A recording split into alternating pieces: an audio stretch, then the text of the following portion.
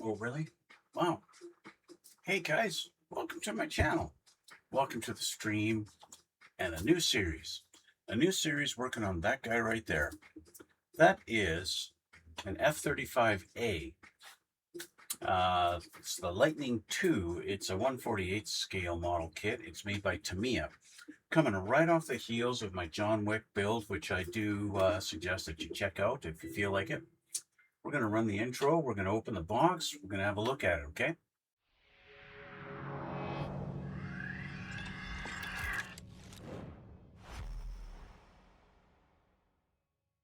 Okay, guys, we're back. Now, we're going to go through this. As you can see with my plethora of paints here, I've already opened the box, okay, and I went through the instructions and see what colors we're going to need for this plane, including a couple of colors that I've pre-mixed for doing the proper colors on the fuselage, okay? So we're just going to take all these and we're going to put these behind me here because we don't need them right now. But we're going to need them soon enough.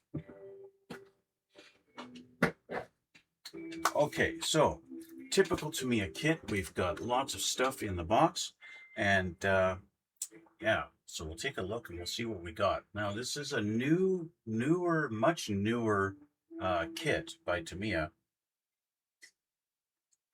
I believe they came out with this kit in 2022, which means very recent, new molds, all that stuff.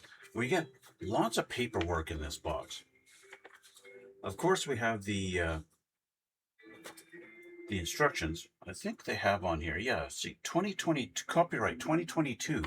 So they came out with this in 2022, even though the F-35 has been around since like 2005 or something like that. Anyway, so we've got our instruction booklet. Okay, just put that over here.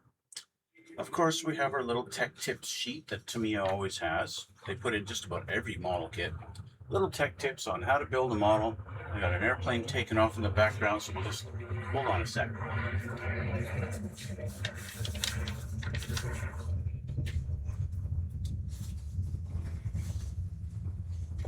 Okay, we have another sheet here that folds out. This is background information. So this is information on the F-35A Lightning II. If you're so interested in reading a little bit of history on the plane itself. Multiple languages, we have that, including a little diagram of the payouts if you want to have a completely stealth mode. They call it stealth mode and attack mode and beast mode, I believe they call it. Looking through the books, it's pretty funny. Beast mode means every weapon that the thing could hold. Anyway, there's that. We have a correction sheet. So a couple of errors that they did in the actual instructions, I guess they decided to go, oh, we need to fix this. And rather than, redoing the instructions, they add a little correction sheet. And really, it's really not much. It's just a couple of little painting details. For example, the surrounding area of the cockpit, they tell you to paint it black, but then in the instructions, they want you to do a hard line and stop it there. But in the correction, they want you to paint it up there in that little area. Yippee. With one of our, I believe this is a weapon bay door. It's just a little color call out. They wanted to paint fuselage color, but nope, they don't want it fuselage color now. They want it painted this mixture of LP14 and LP59, which is just a mixture of the gray and a little bit of NATO brown. Let's do that instead. Okay, a little detail. And the same weapon pod. Do that a little bit different. Now, one thing that's funny, this last one here, it's just, again, it's another color call out, but it's literally, there's no change that I can tell. I'll change the camera and I'll show you. This is funny to me because I can't tell any difference in these two. It's this last one here. Okay, so obviously painting this part the fuselage color and painting B7 this fuselage color in that little surround area, we don't want to do that now. Now instead, we want to paint this around the fuselage color and paint this around the fuselage color. Am I crazy? But are they not the same? Did they do a typo in their correction sheet? It looks the same to me.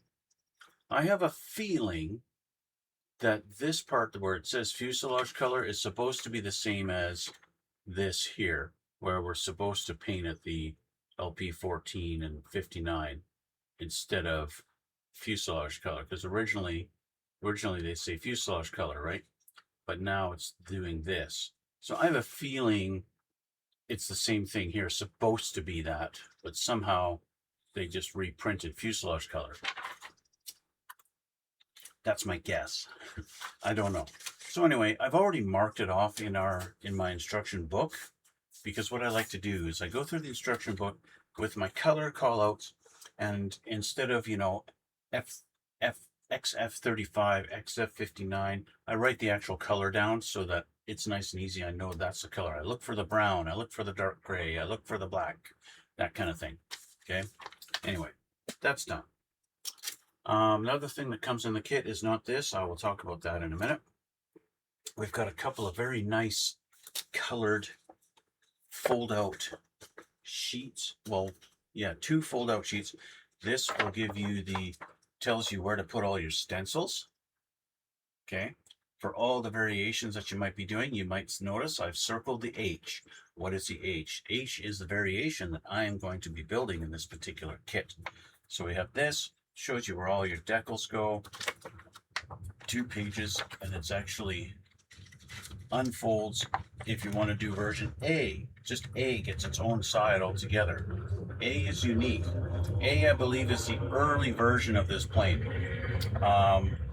The 34th FS 388th FW U.S. Air Force Air Combat Command, blah, blah, blah, September 2015. And I believe the A is like the early version of this plane. And every other version is a later version, more modern, more recent. Yeah. So anyway, there's that sheet.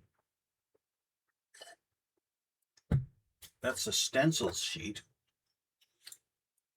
Then the other color one we have is the RAM coating, which is the late version, which is all these versions here: C, D, A, F, G, H, and J. So as you can tell, there is a slightly different color variation on this. You notice in this center section here, it's all kind of it's a darker color, whereas on the A version, if I unfold this so you can see, the A version is a lighter color, especially in here. All these little things here, that's a lighter gray. Whereas on this one, it's a darker, or just stays the same color. Okay. Now, I'll tell you right now, I'm not doing the A version. So that's why I kind of have this folded to show me the stencil side and not the A version side. So I'm doing the RAM coating version. What is on this side here? This is the RAM coating version on the A and the B on this side. So I have this folded out. I'm doing the H. So this side's pertinent to me, and the stencils on this side are pertinent to me. There we go. Now they do have a note on here. Use extra decals as you like. So you even get an option. But there was something else. It says, apply the RAM coating markings first, and then these markings after. So you're going to do the RAM coating decals first, because there's quite a few decals in this kit too. You get like 3 sheets, I think. Anyway, so that's that. Let's put this aside for now. Let's put that back here. And then we have all these other sheets. All these other sheets are all the, I guess you could say, the country-specific decals. All the different variations. So you can see F, H,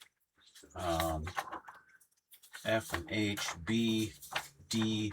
There's multiples on each one, depending on if you open it up. Come on.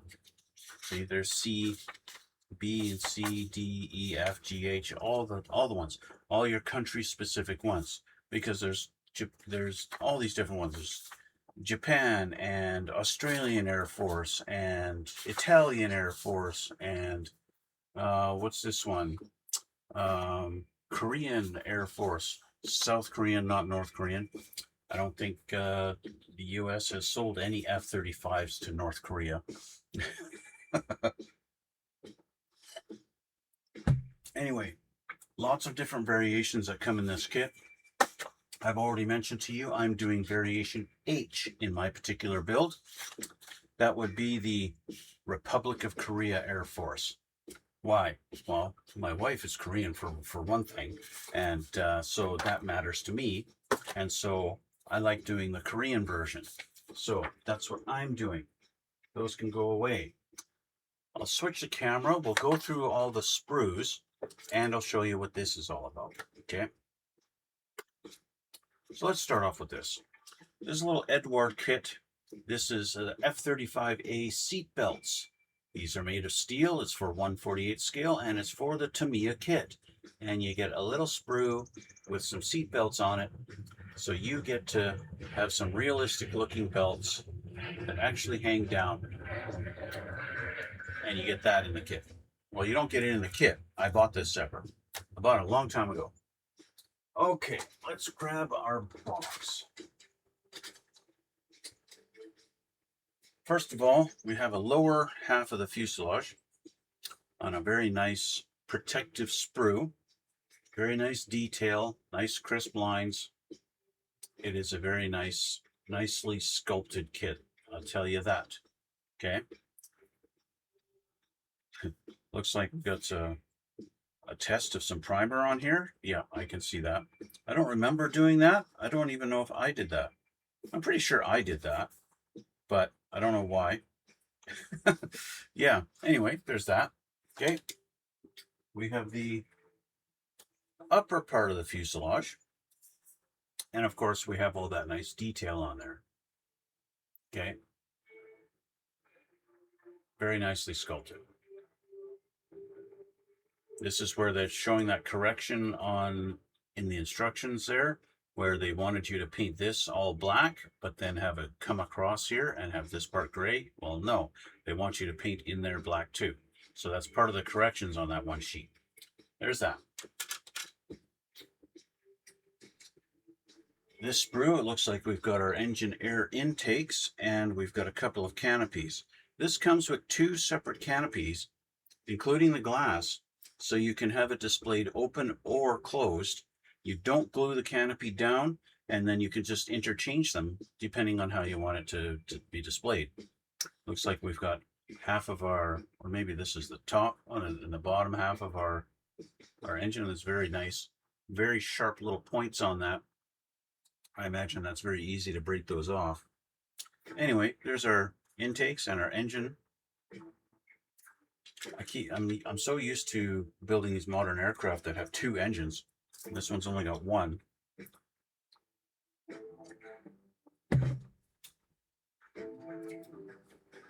We have what looks like the lower part of our nose and tail fins. Again, nice detail there. Nice lines. Obviously 2 halves for each one. There we go. Not much else. Not much to say about this one.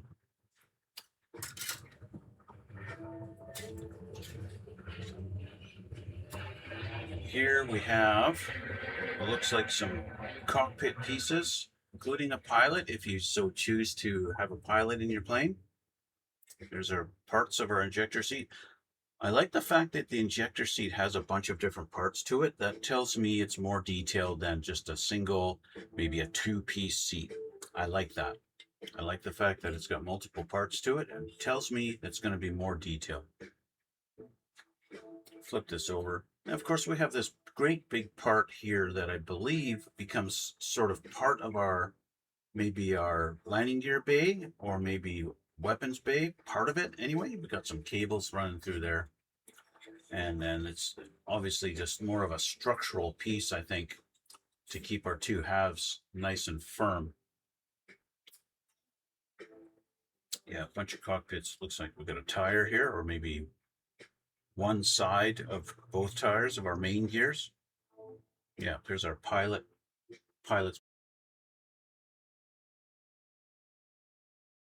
new, there we go, thank you. Yeah, so that's that one. Let's go next here.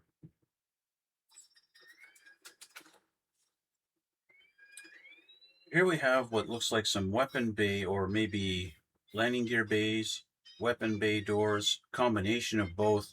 Our great big detailed weapons bay there, and some detailed piping that goes in there, and some other little bits and pieces and arms and stuff like that. Of course, nothing to see on this side. Most of this is the back side that nobody sees, except for a few pieces here on the inside of those doors. Yeah. Of course, you get options here. If you want to have the bay closed, you get a full, complete doors to put on.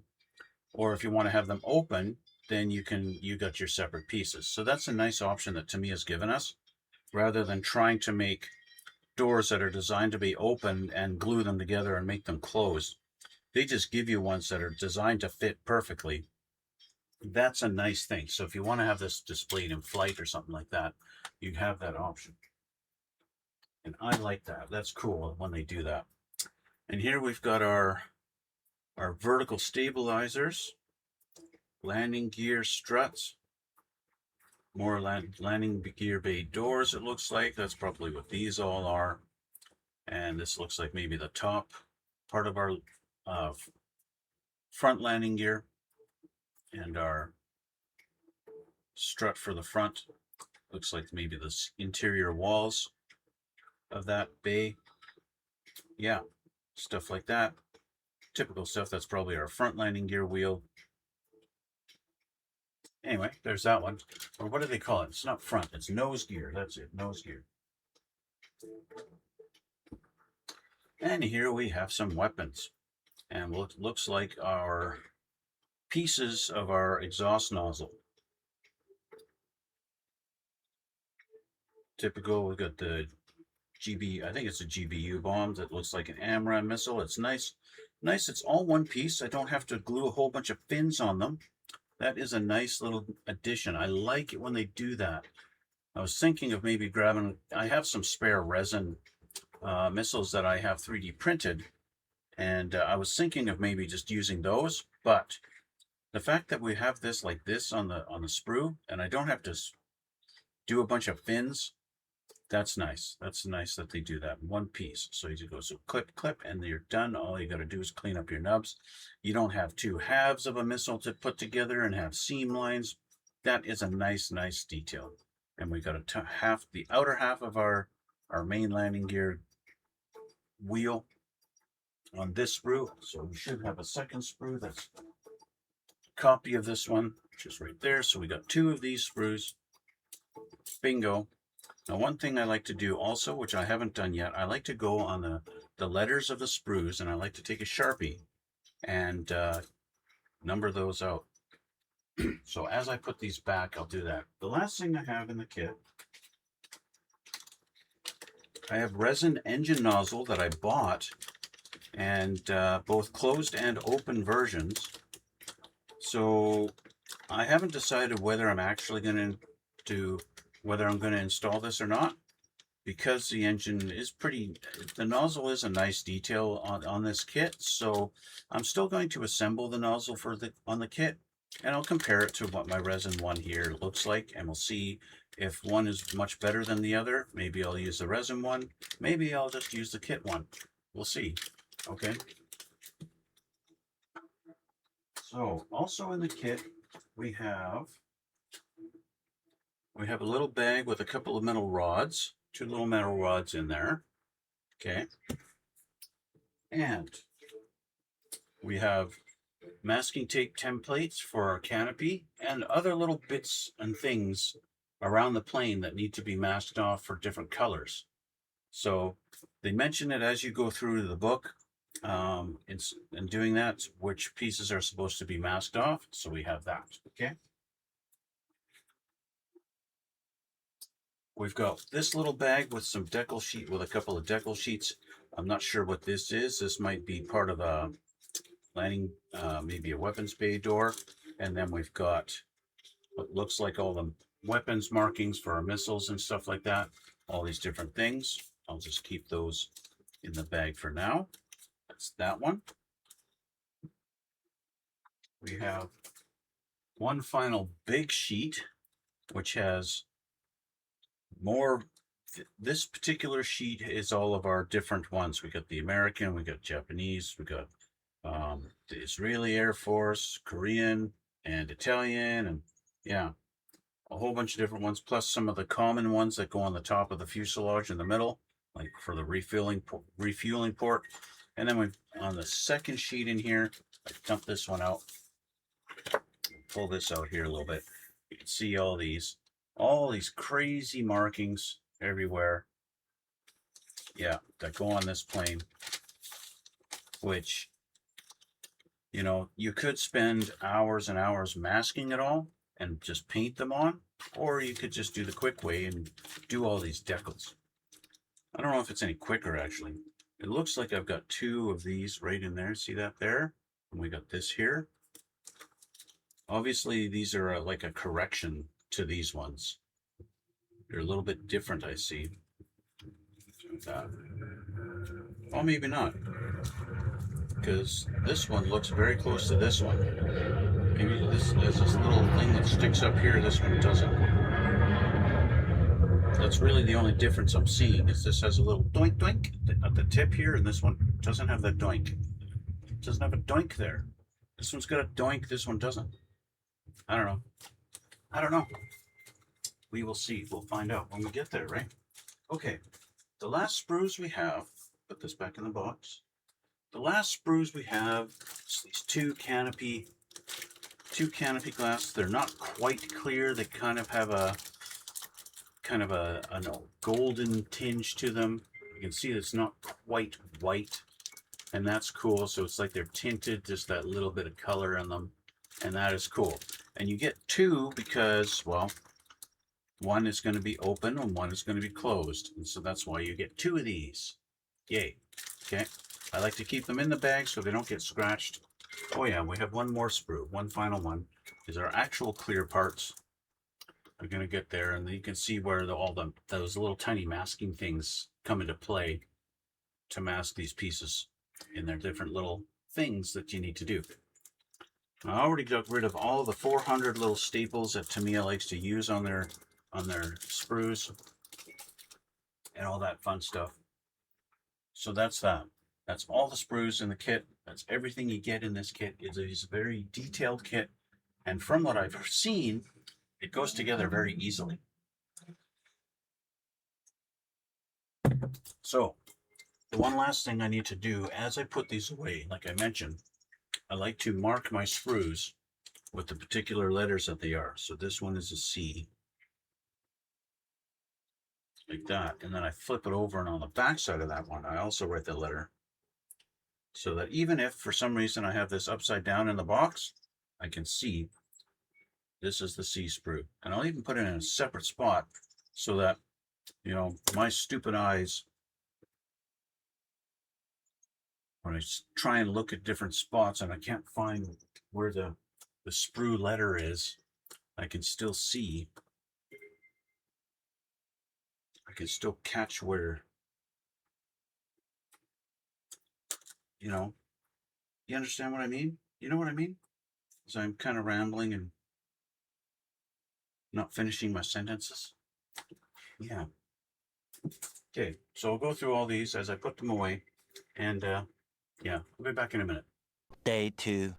Okay, so I've got all my sprues marked out, and so what we need to do now is I'm going to start by primering absolutely everything in white primer. So I'm going to fire up my air compressor. and I'm going to get some Mr. Base 1000. Okay. Now I could do Mr. Finishing Surfacer 1500 white. It doesn't really matter. Okay. The difference between 1500 and 1000, I mean, visually, they're both going to look like flat white, and it's not going to make any difference. I'm not painting some super crazy, polished surface that's really going to matter, that I've got a difference between 1500. My primer is difference between 1500 and 1000.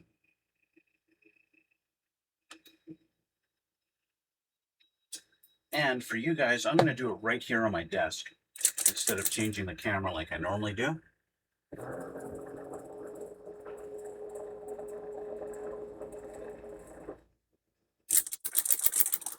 I'm not going to bother primering the fuselage today, or at least not right now, because I want to switch my airbrush. I want to do my 0.5 with the trigger, which does a wider area with it.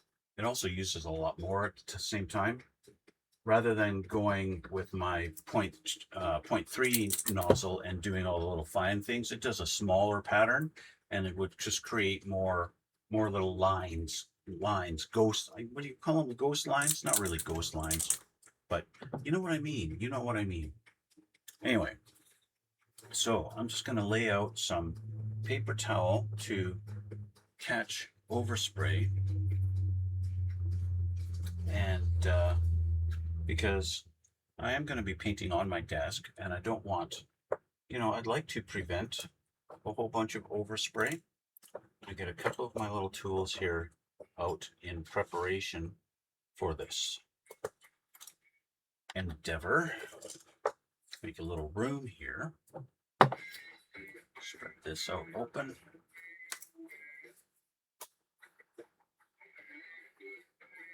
There we go. I've got two fans blowing on me right now. I'm going to turn one of them off because it's kind of blowing this way, and it's kind of, well, it's being annoying, okay, in that it wants to blow my paper towel over. Airbrush is ready to go. Well, not quite. I don't have any paint in it yet. I'm going to change my glasses, because as I get up nice and close with things, suddenly they become a little blurry to me. Now this stuff, it will spray straight out of the jar, although you got to turn up your air pressure a little bit. And out of a 0.3 needle, it kind of hesitates. It doesn't really like to spray it nicely. So I have added thinner to this. So this is nice and thin now. And so it's also a little more runny now. But that means it's going to spray nicer. And that's the whole point, is that it's going to spray nicer. Okay, close that up. All right, I'm going to turn this fan off.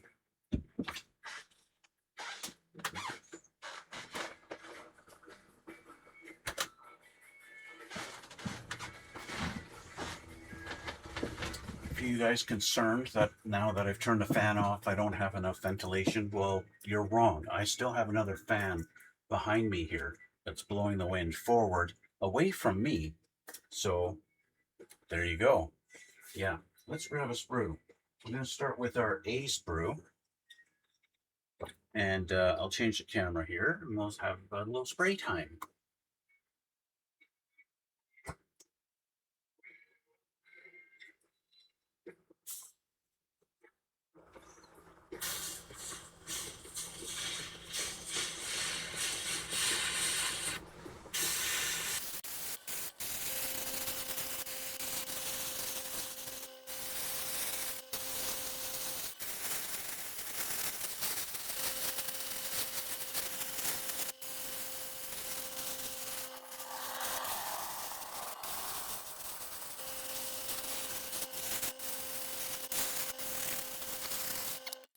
So in spite of the fact that I have this thinned a little bit, I am getting a little bit of spitting coming out. So I'm going to turn up my air pressure just a little bit on my air compressor here.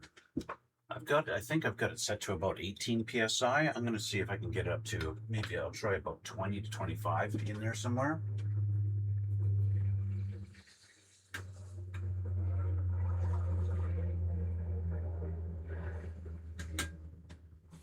I had it at 20 actually, and so now I've got it at 22. So I'm just going to leave it at that, and we'll try that. I'm just getting the odd little blink. It's kind of just a little spit, a little drop coming out. So I want to prevent that. So yeah, well, let's continue.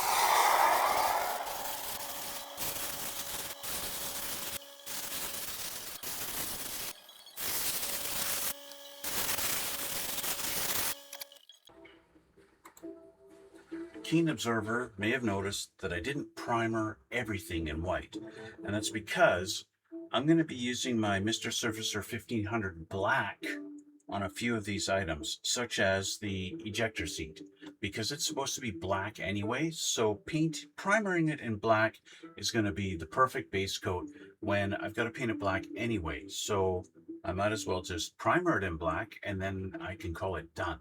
So that sprue is done. I am going to go through every other sprue and do this, okay? So I'm not going to bore you guys by spending the next half an hour making you watch me primer all this stuff in white. So you guys can just come back and watch the next episode where I've got it all done and we can actually start on some assembly on this, okay? So with that being said, this is where I'm going to call this one done. And I want to thank you for watching and thank you for joining me on this new build. And we'll see you all in the next one.